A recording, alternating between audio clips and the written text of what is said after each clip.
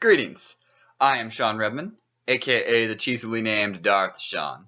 And little late, but we got two new comics last week. One of them being Chewbacca #2.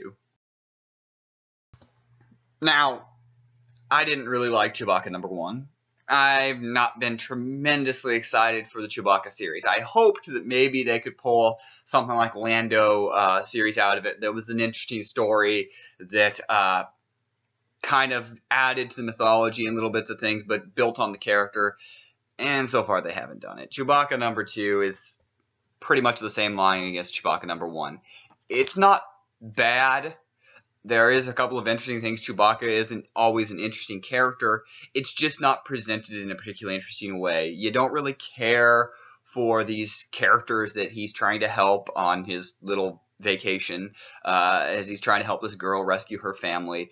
You don't really care about the villain and his harvesting of weird, gooey insects. It's just very kiddie, I think is the best way to describe it.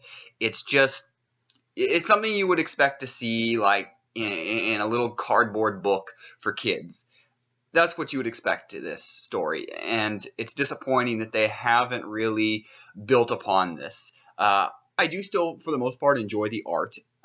It's not as good as some of the other comics, but it's still a very good art style compared to, some of the others that they have had. But everything just feels so kiddie.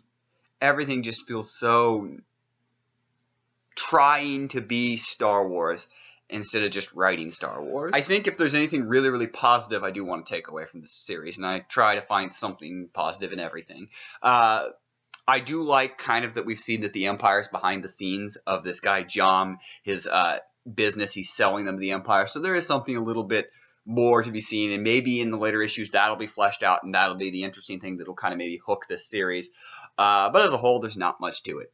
Chewbacca is there. He's cool, but not a lot to it.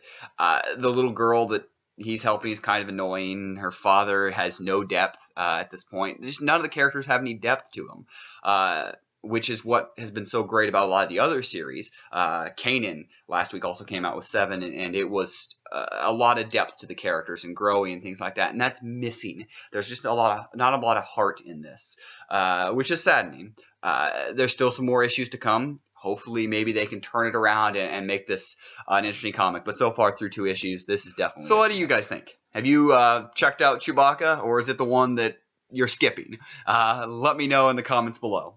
As always, like this video, subscribe to the channel, and I am Shawn Redman, a.k.a. the cheesily named Darth Shawn, and may the Force be with you, always.